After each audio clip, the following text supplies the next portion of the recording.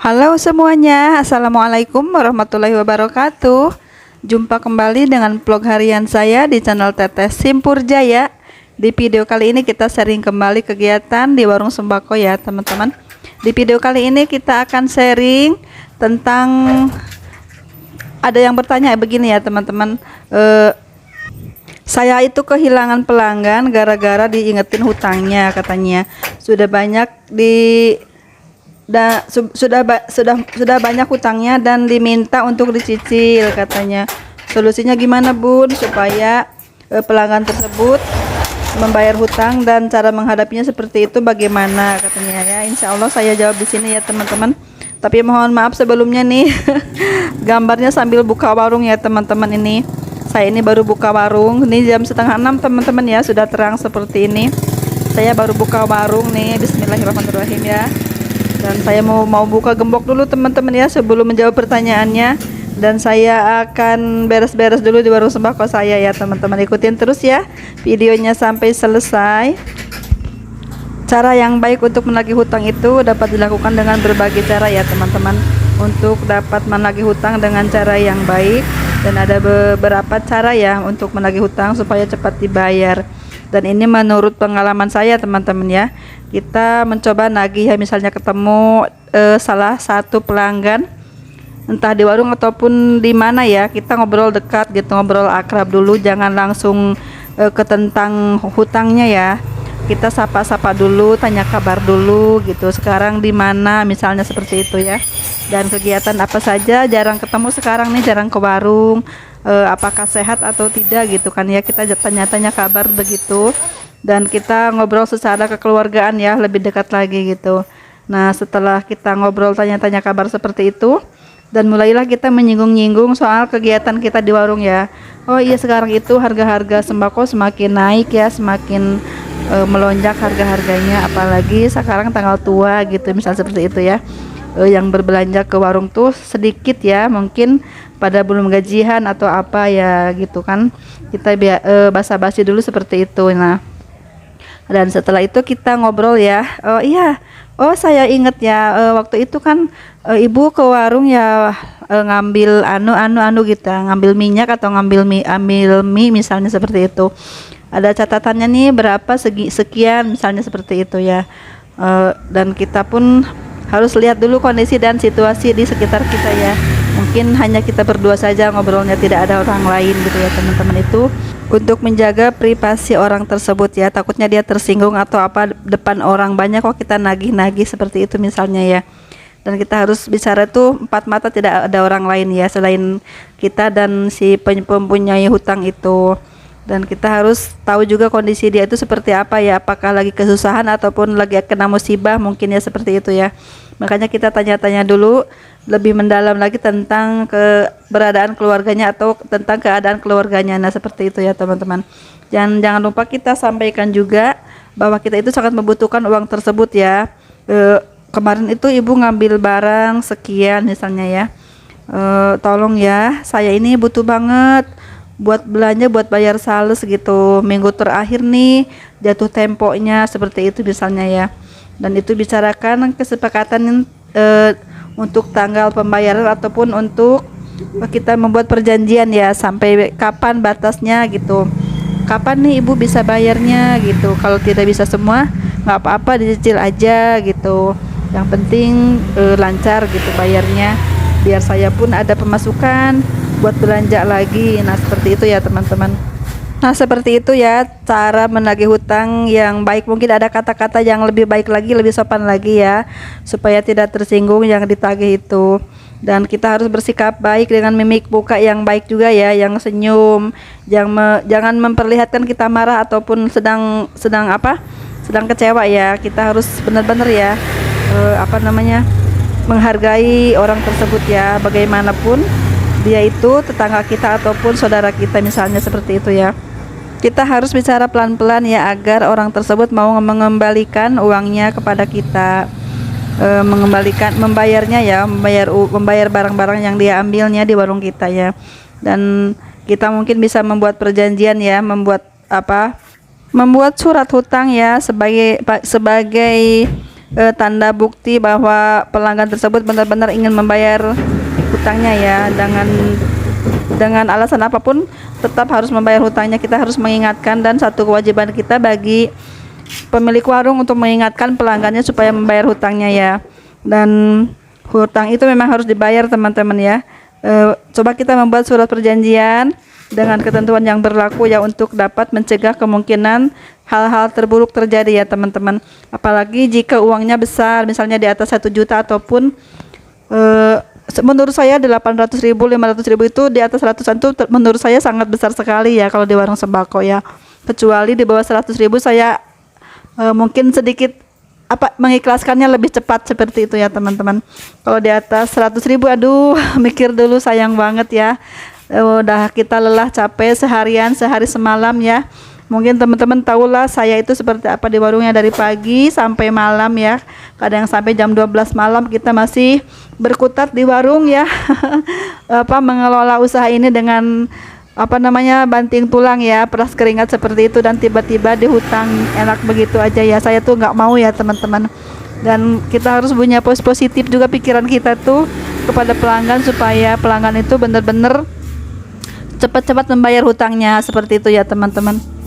Dan saya pun punya pengalaman menagih hutang ya teman-teman. Ini udah berapa bulan gitu, orang itu baru tinggal di sini, dan saya pun sangat percaya karena dia tinggal di rumah kontrakan yang saya sangat percaya juga yang punya kontrakannya ya.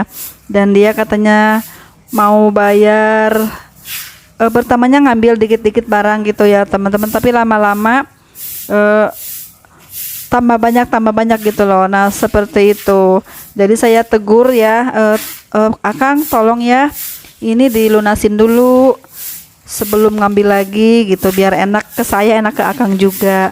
Nanti kalau saya misalnya nulis terlalu banyak, Akang juga yang repot bayarnya susah gitu misalnya ya, seperti itu. Dan kasihan juga kalau numpuk-numpuk bayar gitu, barangnya udah habis, uangnya belum keluar misalnya ya. Jadi saya tuh bukannya nggak mau ngasih gitu Kang, tapi saya biar enak, biar sama-sama enak gitu, supaya Kang dapat barang, saya pun bisa belanja lagi seperti itu. Kita harus ngomongnya tuh berdua aja, nggak boleh terdengar sama pelanggan lain ya teman-teman. Itu menjaga perasaannya dia juga ya. Dan setelah itu saya bilang juga ke dia, mohon maaf kalau tidak dilunasi, saya nggak bisa ngasih dulu gitu. Dan alhamdulillah setelah itu orang tersebut ngerti gitu ya.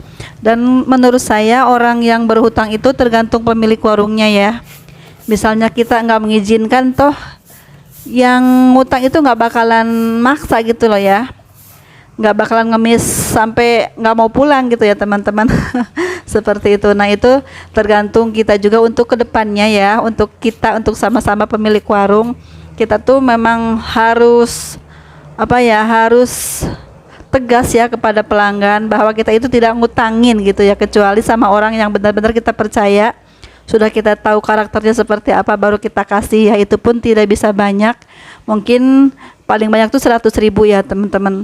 Di bawah 100.000 lebih baik ya, supaya tidak mengganggu kepada keuangan warung kita juga ya teman-teman. Apalagi seperti saya ini warungnya kecil-kecilan seperti ini, modalnya pas-pasan ya, hanya pas ada aja barangnya, tidak bisa nyetok banyak seperti itu, biar uang warung tuh berputar dengan baik ya. Jadi kita batasi untuk yang berhutang tersebut. Nah misalnya seperti ini teman-teman, ada yang mengambil barang kemarin 20.000 ya, kita stop dulu nih, kita perjanjian dulu sebelum pulang orangnya ya. Boleh saya kasih belanjaan senilai 20.000 gitu, tapi untuk kedepannya mohon maaf saya tidak bisa ngasih lagi sebelum barang ini dibayar gitu, seperti itu ya.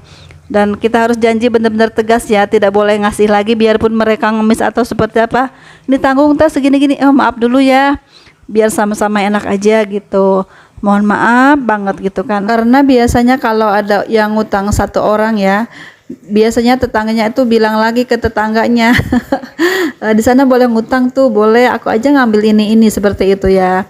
Jadi itu menurut saya jadi ketularan, tetangganya pengen ngutang juga ya. Jadi kita harus tegas di warung ya, nggak boleh ngasih terlalu banyak, harus kita benar-benar sama yang percaya kita ngasih hutangnya gitu. Dan itu menurut pengalaman saya teman-teman ya. Dulu tuh waktu saya punya warung, awal-awal punya warung di sini, lihat buku hutang itu saya tuh pusing teman-teman ya.